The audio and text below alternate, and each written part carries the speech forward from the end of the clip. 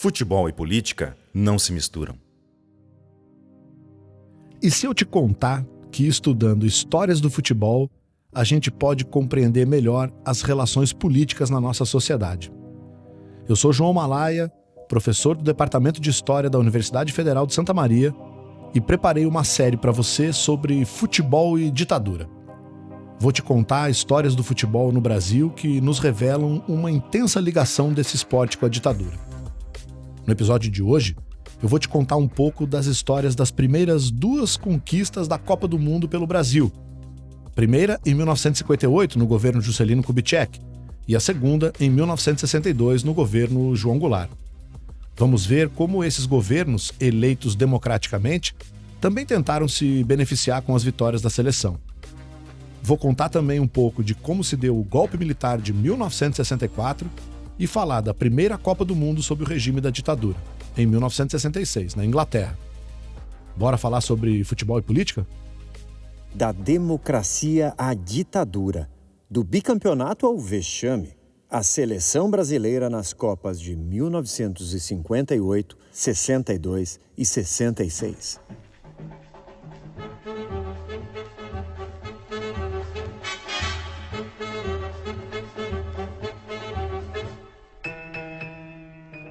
O futebol brasileiro. Na virada dos anos 50 para os anos 60, o futebol brasileiro era mágico.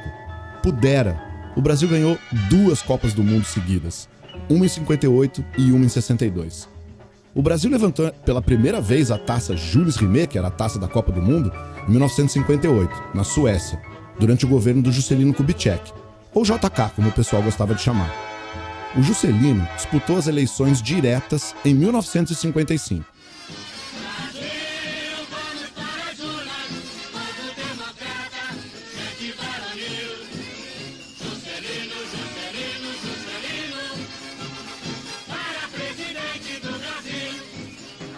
Sabe que a eleição daquele tempo não tinha segundo turno. Então o Juscelino ganhou, ficou em primeiro lugar com 35% dos votos. Mas essa eleição, ela também tinha uma particularidade. A eleição para vice-presidente era separada da de presidente. E quem ganhou a eleição para vice-presidente foi o João Goulart, com 44% dos votos. O João Goulart era ligado a uma tradição política do Getúlio Vargas, que chamavam de trabalhista. E ele defendia abertamente pautas populares. Dentre elas, a reforma agrária. Guarda esse nome, então, do João Goulart. Ele vai ser muito importante na história daqui para frente. O Juscelino e o João Goulart tomaram posse em março de 1956. Grande multidão aglomera-se em frente ao Superior Tribunal Eleitoral a fim de assistir à cerimônia de diplomação dos novos presidente e vice-presidente da República, eleitos a 3 de outubro de 1955. Os senhores Juscelino Kubitschek e João Goulart saltam do carro que os conduziu, dirigindo-se para o interior do tribunal, sob aplausos populares. O lema do Juscelino era fazer o Brasil crescer 50 anos em 5. Para isso, ele traçou o plano de metas, que previa um crescimento industrial, de energia, de transportes e ainda previa uma nova capital para o Brasil, construir uma cidade inteira nova, que era Brasília. Nessa época, chegaram muitas indústrias multinacionais, indústrias de automóveis, começaram a ter um monte de obras em Brasília e precisavam construir também muitas estradas, né? Em seu gabinete no Departamento Nacional de Estrada de Rodagem, o engenheiro Pires de Sá, diretor da Divisão de Construções, mostra-nos o traçado da estrada Rio-Brasília. A via de acesso aproveita a estrada Rio-Belo Horizonte, com a variante aberta na Rio-Petrópolis e tem o prefixo de BR-3. Sabe que nesses mesmos anos que estava acontecendo tudo isso no Brasil, um estilo musical brasileiro criado no Rio de Janeiro explodiu no mundo. É a bossa nova, que você está ouvindo um pouquinho aí no fundo. Mas não foi só na música não que estava a coisa explodindo no Brasil. Na arquitetura, a gente ainda tinha o Oscar Niemeyer, um arquiteto famosíssimo. Ele tinha uns projetos muito arrojados. Um deles era Brasília. E ele estabeleceu novos padrões no mundo da construção. Eram os chamados Anos Dourados, e o Juscelino soube muito bem colar a sua imagem a esses movimentos.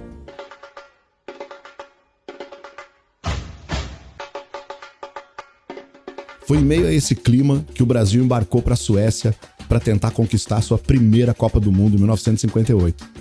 Cara, e vocês não acreditam, o Brasil ganhou a Copa do Mundo da Suécia, time da casa, por 5-2 na final.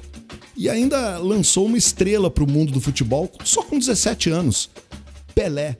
Agora com Orlando para Pelé domina no peito, de calcanhar para Zagallo prepara-se, tem Pelé, levantou, Pelé entrou de cabeça para o arco e gol! Pelé, com uma cabeçada extraordinária, marca o 5º gol do Brasil. Capitão da seleção do Brasil recebe neste instante a Coupe Gilles Rimet, aplaudido por 53 mil pessoas no estádio. A taça do mundo é nossa, com brasileiro não há quem possa. Eita, esquadrão de ouro, é bom no samba, é bom no couro. A seleção ganhou até música. A taça do mundo é nossa. Um brasileiro não há quem possa. Esquadrão de ouro, bom no samba, bom no couro. Na volta da seleção da Suécia, o presidente Juscelino Kubitschek não perdeu a oportunidade. Recebeu a seleção, distribuiu medalhas aos jogadores, para a comissão técnica, até bebeu vinho na taça Jules Rimet.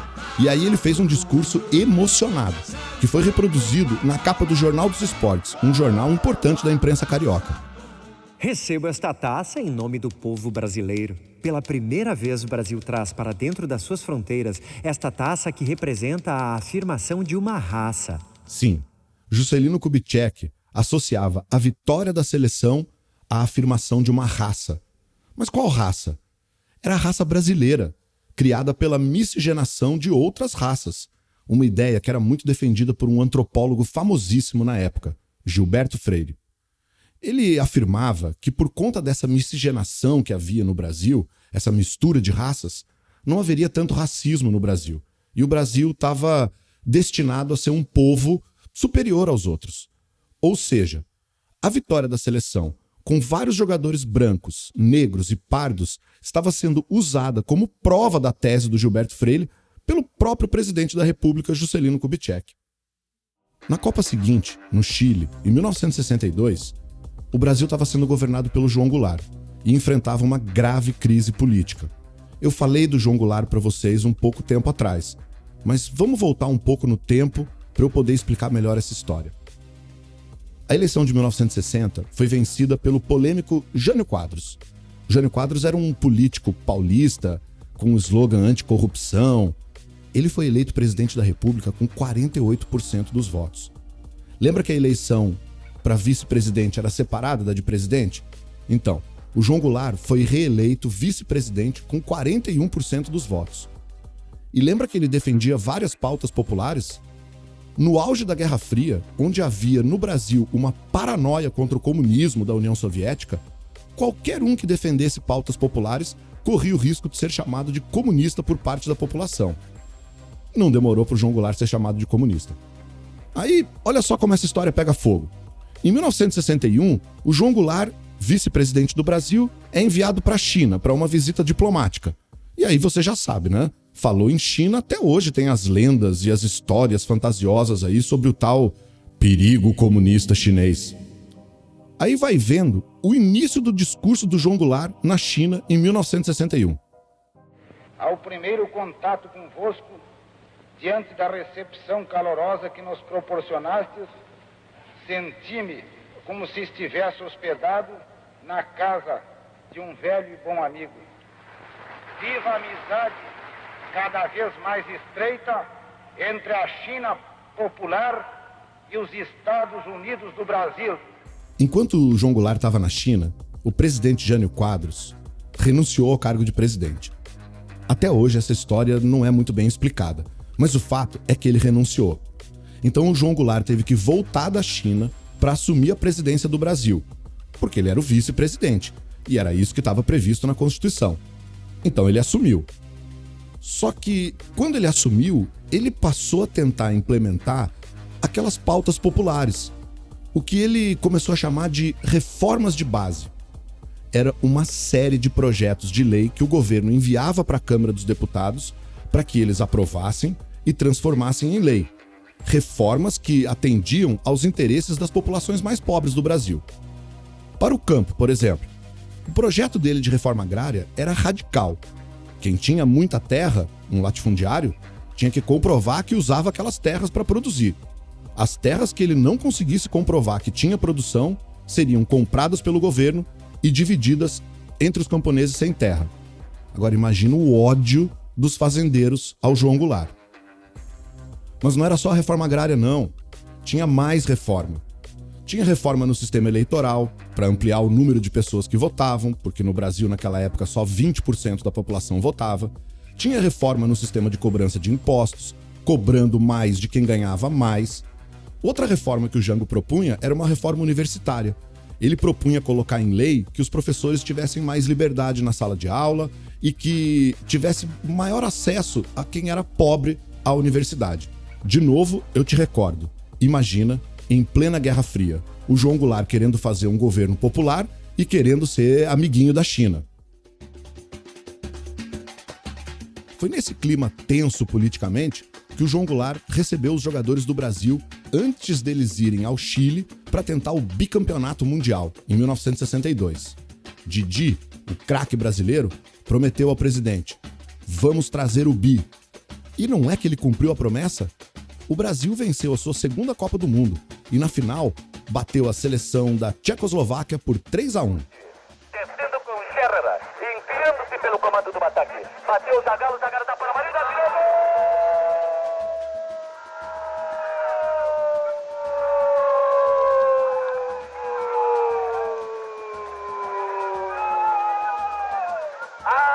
Amarildo!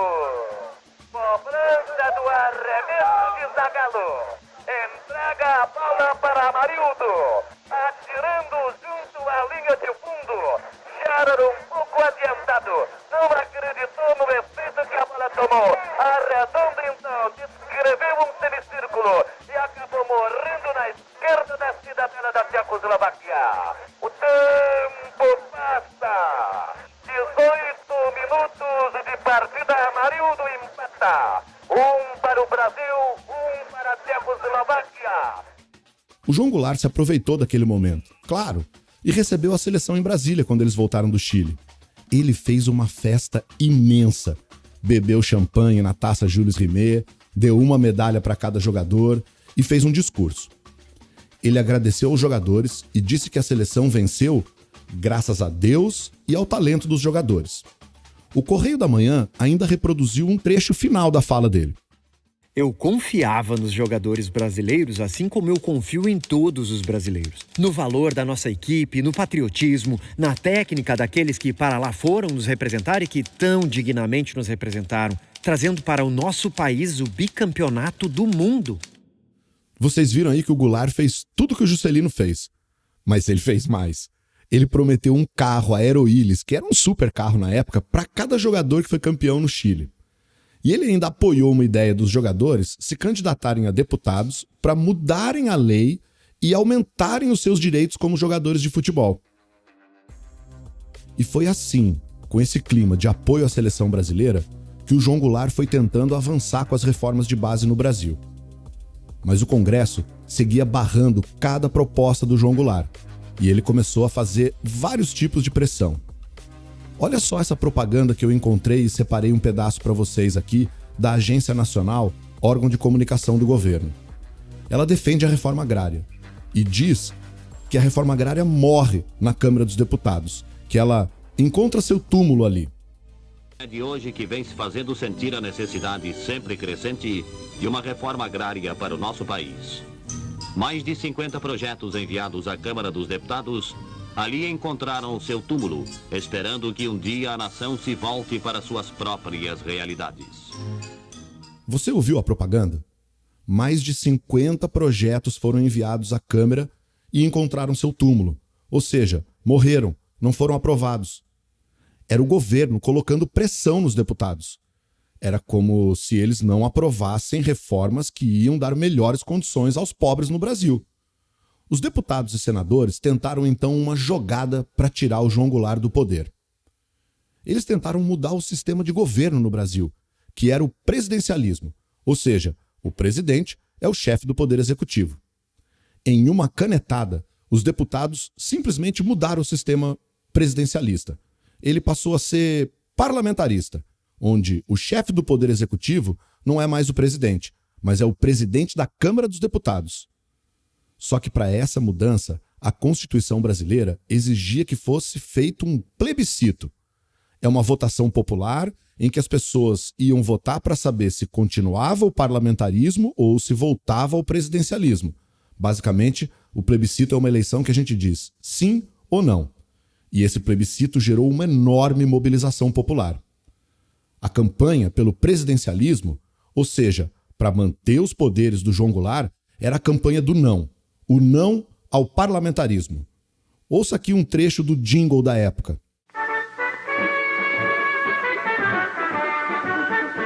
Nós vamos acabar com a confusão, é a nossa vez no dia 6.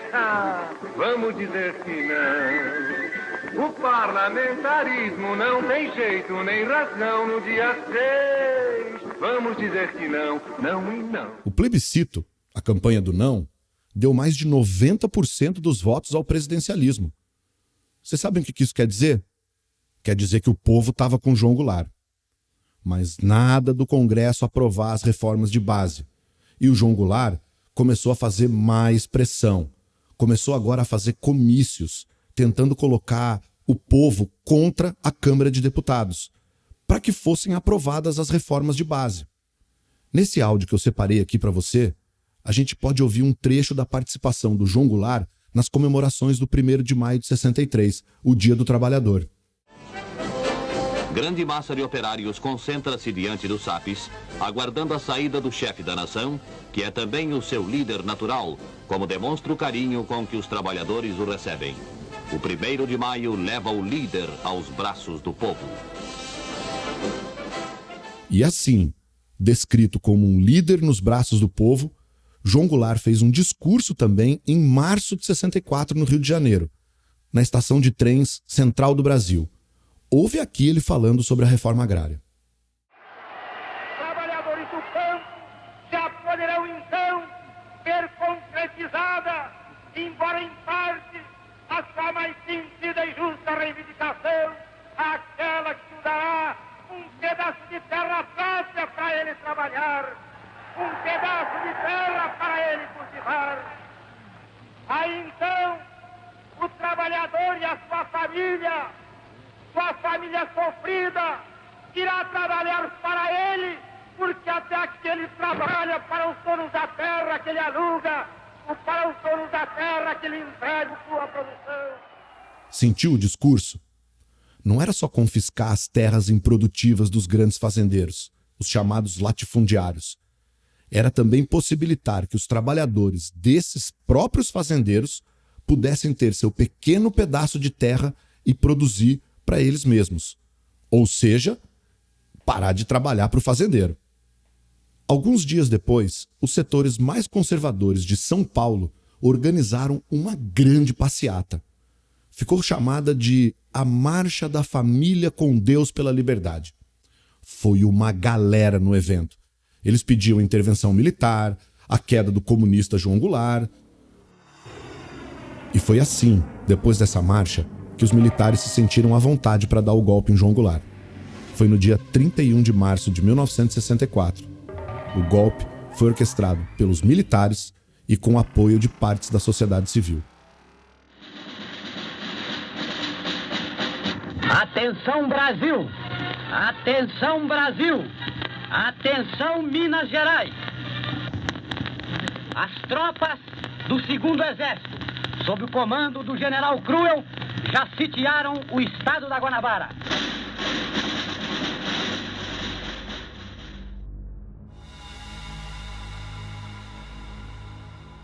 O Brasil passou então a ser governado por generais. Amplo apoio das elites, setores da classe média e até da população em geral. Todas com medo do perigo comunista. Por isso, a gente chama essa ditadura de ditadura civil-militar. A oposição foi caçada e até mesmo presa, e a democracia brasileira foi enterrada por 21 anos. Os militares e os seus apoiadores não chamavam o golpe de golpe. Claro, eles chamavam de Revolução de 64. Ela teria vindo para salvar o Brasil do comunismo. As eleições diretas foram suspensas. Agora, as eleições seriam feitas no Congresso Nacional e quem votaria seriam os deputados. Ou melhor, os deputados que sobraram, né? Porque aqueles que eram da oposição à ditadura foram presos ou então tiveram seus mandatos cassados. O primeiro presidente eleito pelo Congresso foi o General Castelo Branco. No dia 15 de abril de 64, ele substituiu o Ranieri Mazzilli, que presidiu o país de maneira provisória depois do golpe que o João Goulart sofreu.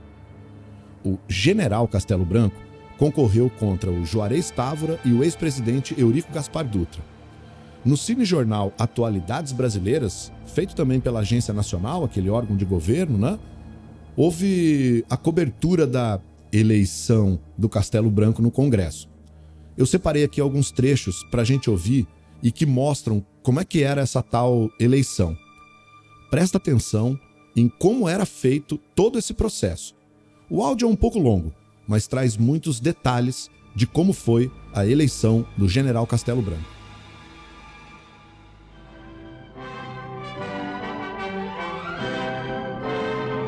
O plenário e as galerias estavam totalmente lotados por cerca de 3.000 pessoas.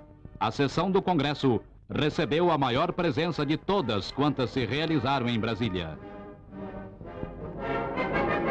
Confirmariam-se posteriormente as perspectivas de fácil eleição do general Humberto de Alencar Castelo Branco para a presidência. Com as retiradas prévias das candidaturas Amaury Cruel e Eurico Dutra, a escolha do chefe do Estado-Maior do Exército tornar-se-ia pacífica e tranquila.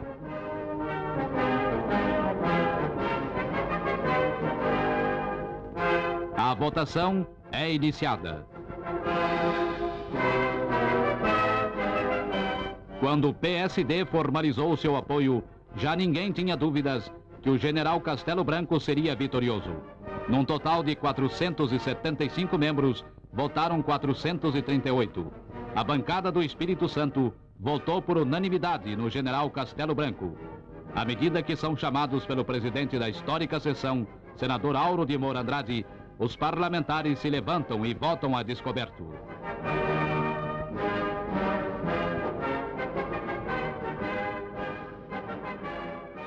Ouviu o áudio? Acho que deu para vocês perceberem, né? Nessa tal retomada democrática, quem votava não era o povo, eram os deputados. Aí o voto era a descoberto, ou seja, o deputado levantava e falava oralmente em quem é que ele queria votar. E estavam todos os generais ali olhando. E quem é que ia votar contra o candidato dos militares? Os caras tinham acabado de dar um golpe, de anular um monte de mandato de deputado, de prender um monte de deputado também. É claro que o general Castelo ia ganhar. E ganhou. Um dos instrumentos que os militares tinham para governar era um dispositivo chamado Ato Institucional, ou AI. Era uma espécie de decreto que dava ao presidente amplos poderes. Ele basicamente podia mudar um monte de coisa na organização política e social do país. Aí, em 1965, o presidente Castelo Branco baixou o Ato Institucional número 2 e instituiu uma coisa chamada bipartidarismo. Mais ou menos assim. A partir daquele momento, o governo militar só deixava existir 2 partidos políticos. Um deles era a Aliança Renovadora Nacional, a ARENA, que apoiava a ditadura. O outro partido era o Movimento Democrático Brasileiro, o MDB, que fazia uma oposição moderada, permitida pela ditadura, né? Eram os deputados e senadores que escolhiam o presidente. E como a ARENA sempre tinha maioria, ela colocava no poder o general que era indicado pelas Forças Armadas. E foi em meio a essa ditadura que a seleção brasileira viajou para a Inglaterra em 1966 para tentar o tricampeonato mundial. O time nem disputou eliminatórias, já era o campeão, foi direto para a Inglaterra. Quando o Brasil foi para a Copa na Inglaterra, a delegação, antes de viajar, passou ali em Brasília e visitou o general Castelo Branco. E a visita foi usada como propaganda do regime no cinejornal número 33, que circulou nos cinemas ali naquele ano de 66, antes da Copa do Mundo. Acompanhados pelo senhor João Avelange, presidente da Confederação Brasileira de Desportos, são recebidos em audiência pelo senhor presidente da República os integrantes da seleção nacional, que irá tentar em Londres a posse definitiva para nosso país da cobiçada Taça Gilles Rimet, troféu máximo do esporte bretão. Na oportunidade, o presidente Castelo Branco, após louvar os esforços que vêm sendo despendidos por jogadores e dirigentes em prol da conquista do tricampeonato mundial de futebol, manifesta sua confiança no êxito da representação nacional. Mas o resultado da seleção não foi o esperado. O Brasil ganhou da Bulgária no primeiro jogo, mas aí pegou a Hungria no segundo jogo, perdeu. Pegou Portugal no terceiro jogo, perdeu. E foi eliminada ainda na primeira fase.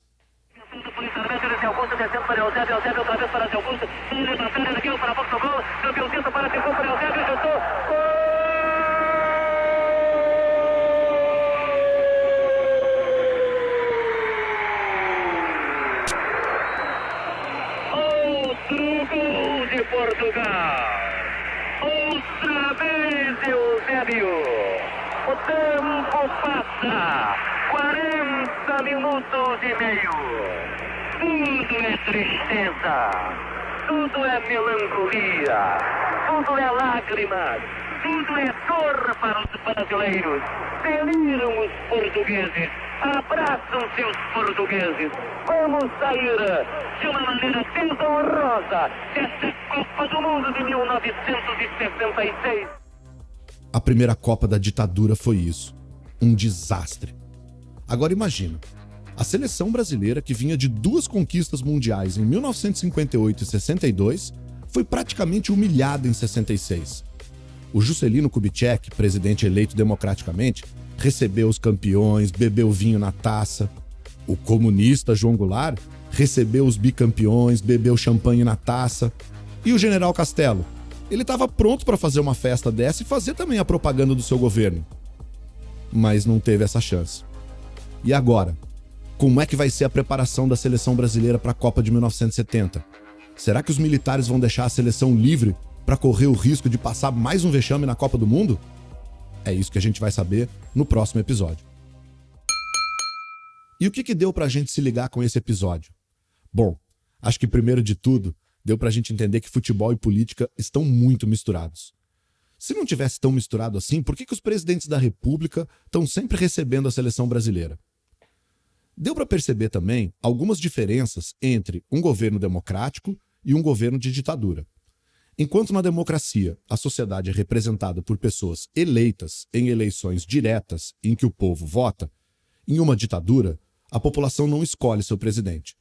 Além disso, em uma ditadura, um presidente pode simplesmente fazer leis, como os atos institucionais, para aumentar o seu próprio poder. Também deve ter dado para a gente compreender por qual motivo a gente pode chamar a ditadura de ditadura civil-militar. Apesar da presidência e vários cargos serem destinados a militares, vários setores da sociedade civil apoiaram o golpe e principalmente a ditadura. E sabe o que mais? A gente nota que vários embates políticos dos dias de hoje aconteceram também na época em que houve um golpe na democracia brasileira, em 1964. Tipo a paranoia do perigo comunista, sabe? Esse foi o mesmo motivo que levou milhares de pessoas a invadirem os prédios do governo em Brasília, dia 8 de janeiro de 2023. E sabe o que eles pediam? Uma intervenção militar. O fim do governo comunista do presidente. Este foi o primeiro episódio da série Futebol e Ditadura, um projeto da Rede Básica de Ensino. Este episódio integra a série Futebol e Ditadura, um projeto da Rede Básica de Ensino da Universidade Federal de Santa Maria. Pesquisa, roteiro principal, locução e coordenação geral, professor João Manuel Casquinha Malaya Santos. Gravação, cortes, edição e mixagem, William Sena Santana. Mixagem e masterização final, Matheus Scherer. Colaboração de roteiro, Milene Aparecida Eichelberg. Participação em locução, Laizer dos Santos Melo, Luciano Matana, Milene Aparecida Eichelberg e William Sena Santana. Consultoria e orientação de locução, Rodrigo Pereira Santiago. Este episódio se ambienta com gravações históricas e música de domínio público. As principais fontes são o Arquivo Nacional e a Agência Nacional, com discursos de João Goulart, cinejornais e o registro da posse de Juscelino Kubitschek. A Rádio Nacional, com a narração do gol do Pelé, em 1958, a Hemeroteca Digital Brasileira da Biblioteca Nacional, com consultas ao Jornal dos Esportes e ao Correio da Manhã, e o acervo discográfico brasileiro. Entre as trilhas e peças de referência, ouvimos o tema do Canal 100, Na Cadência do Samba, o hino A Taça do Mundo é Nossa, o Frevo do Bi, na voz de Jackson do Pandeiro, além de jingles históricos como a campanha de JK em 1955 e o Diga Não, de 1963. Trilhas adicionais e efeitos foram selecionados em bancos de áudios livres.